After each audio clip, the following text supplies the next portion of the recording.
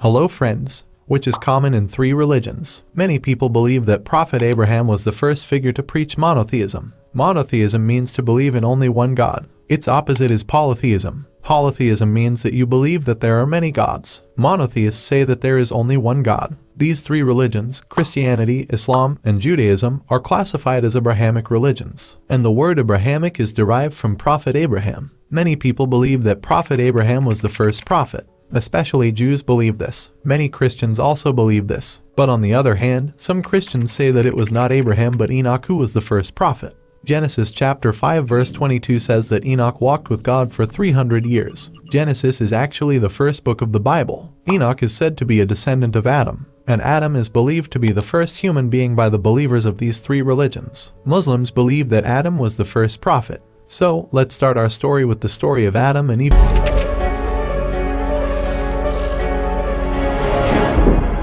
Adam and Eve. You must have heard the names Adam and Eve somewhere. Adam is also called Adam, and it is believed that God created him from the soil. God gave him breath and he became a living being. Throughout this video, I will use different words to refer to God, but they will mean the same entity because we are talking about monotheism. So, irrespective of the word, we're referring to the one God. In the year 1500, there was a very famous painter, Michelangelo. He made this historic painting which can be found in the Vatican City Museum today. He wants to show in this painting how God created Adam. After creating Adam, he was placed in the Garden of Eden. There were two trees in the garden. The first tree was called the tree of life and the other was called the tree of knowledge of good and evil. God told him to eat whatever he wanted but not to eat any fruit from the other tree. That was the one condition. Then God thought that the man would feel very lonely, there should be some helper with him. So after this, God made animals and birds from the soil. But there was no suitable helper. Then God sent Adam to sleep, and when he was sleeping, he took out a bone from his body and made a woman out of that bone. Adam named this woman Eve. Eve is also called Ava, which means life. One day, a snake came and tried to mislead Eve into eating forbidden fruit.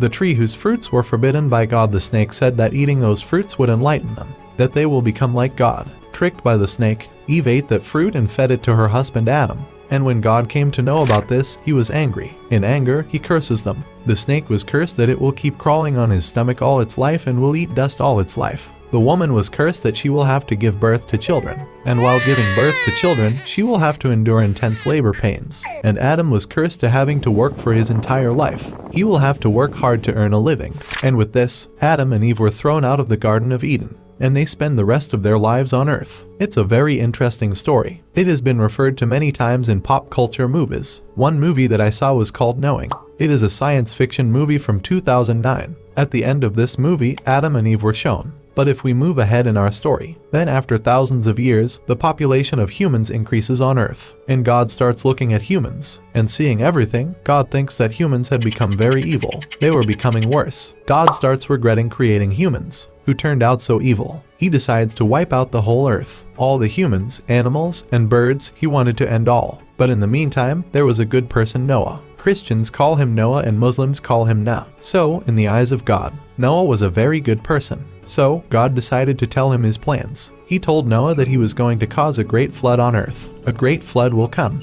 Everything will be wiped out. He told him to make a big boat. He told him to get on the boat and to bring his wife, their 3 sons, and their wives. And apart from this, to bring a male and a female of each living organism on his ark. And obviously, he was asked to take sufficient food with them for everyone to survive. So, God waited for Noah to make this ark, and when it was completely built, there was a flood on the entire earth. It rained continuously for 40 days and 40 nights. Everything on earth was submerged under water for 150 days. But Noah's ark was afloat on the water and the people on it were alive. Finally, the boat reached the mountain of Ararat. It was the only dry land. With time, the water starts receding and all the people on this ark came out and got a new chance to live. I would like to refer to another science fiction film, which had an indirect reference to Noah's Ark, the film 2012. At the end of this film, everything was submerged underwater but some ships were built in which so many people were able to survive. Transcript: if you notice, many Hollywood films have parts of the story which are inspired by religious scriptures. Many of them are direct films like the film Noah, which is based on this story. But in our story, Noah made an offering to God.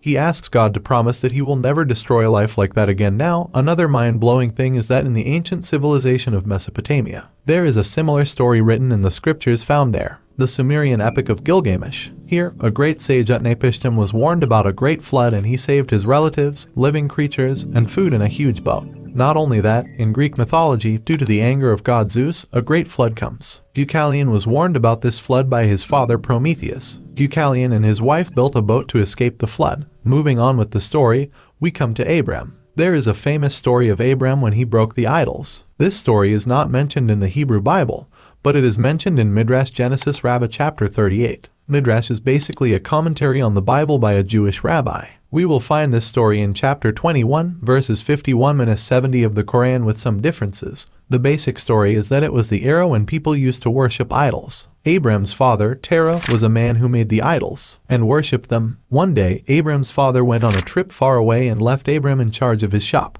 A man came to the shop to buy an idol. Abram asks him for his age. 50 years, said the man. 50 years, said Abram. Abram said that a 50-years-old man would be worshipping an idol which is not even older than 1 year. Hearing this, the man was embarrassed and left the shop. On another occasion, when no other person was present, Abram picked up a stick and broke all the idols. Biggest idol. And then he placed that stick in the hands of the when people returned, they were shocked. Some say that Abram must have done it because he always criticized worshipping idols. They asked Abram why he did it. Abram replied that the idols were actually fighting with each other, and that the biggest idol Abram told the people to ask the biggest idol why he broke the others. People called out his bluff. They said that the idols cannot fight with each other, neither can they speak. So, Abrams asked, why do you worship these idols when these statues cannot speak or do anything? You will not gain anything from it, nor will you suffer any loss from it. Abram was ordered to go into a big fire, and if Abram was right, the real God will save him. So Abram went into that fire and God saved him. Because of this story, idols are not worshipped in Judaism and Islam, and some conservative Muslims, even Christians, do not consider this to be wrong. This is the reason why you will find Jesus and Mary's idols in many churches. Many passages are cited by them to prove this. Chapter 20, verse 4 and 5 in Exodus of the Hebrew Bible, it is written that God has forbidden to make idols of any other thing. He has forbidden bowing down before idols. It should be noted that it is not God's idols. It is forbidden to bow down before idols of other things. Now, let's move 5 chapters ahead. Chapter 25, verse 17 to 22 says, God himself commands prophet Moses to make a mercy seat of pure gold, to make idols of cherub on both sides. God says that he will speak to Moses from among these statues. This is not the only example. Another book, Hebrew Bible Ezekiel, chapter 41, verse 25. Read the description of the Temple of Jerusalem. There were carvings of cherub and palm trees on the doors and walls, so it doesn't seem like God has a problem with us using his photos or making his idols, as long as we use those things to worship God, not to worship those idols or photos. Quran Surah 4 Ayat 4 is often quoted as the quote to show that Quran is against making idols. Here too we see that. Do not associate partners with God. That is, don't worship anyone other than God. This sentiment is seen in chapter 31 Ayat 13 of the Quran, worship only God. So to say that all Muslims consider all non-Muslims to be Kaafirs is a wrong notion. The people who want to spread hatred are the ones who spread such misinformation. The meaning of the word Islam is submission before God, submitting before God, and the meaning of the word Muslim is the one who submits before God.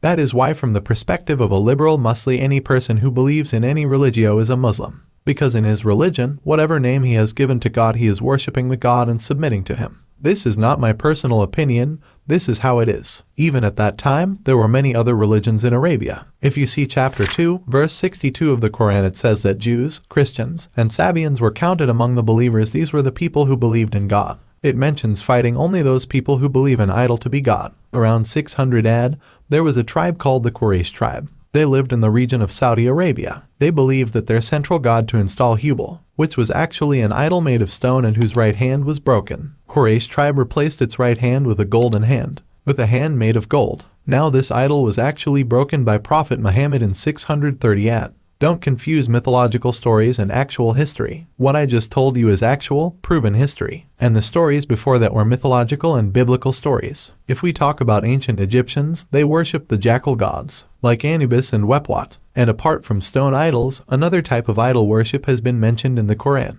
To idolize something, like in chapter 18, verse 32 to verse 46, a warning has been given. Don't idolize your property or wealth. Don't worship your wealth.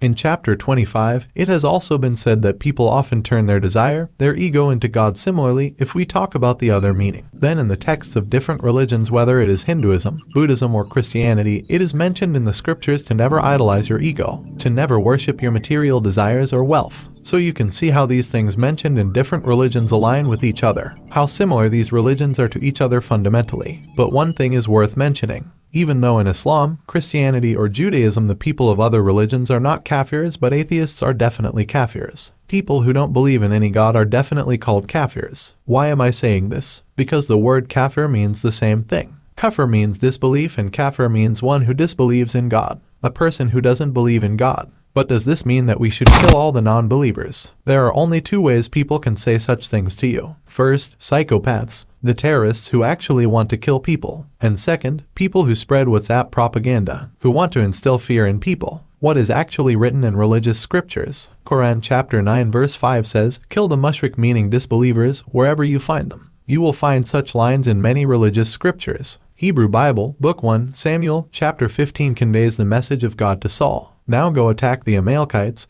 and totally destroy everything. Jesus tells his disciples to the earth. Do not suppose that I have come to bring peace. I did not come to bring peace but a sword. Bhagavad Gita chapter 2 verse 31 to 38. Lord Krishna tells Arjun, happy are the Kshatriyas, the warriors to whom such fighting opportunities come unsought, opening for them the doors of the heavenly planets. Such calls for violence can be found in almost every religious scripture. Now let's talk about the fourth story of Abram. In this story, God told Abram to leave his home and go in search of a place that God is going to show him. Abram, his wife Sarai, and his nephew Lot leave their home. They go to many places and finally take turn towards Egypt to escape a famine. When they were about to enter Egypt, Abram tells his wife, I know how beautiful you are. When the Egyptians see you, they will see that you are my wife and they might kill me, while keeping you alive. But if we say that you are not my wife, but my sister, then they will treat me well and my life will be saved. The kings of Egypt at that time were known as pharaohs. The pharaoh's officials saw Sarai, praise her and take her to their palace. Because Abram said that he was her brother, Abram gets good treatment and Abram was given many sheep, cattle, donkeys, servants, and camels.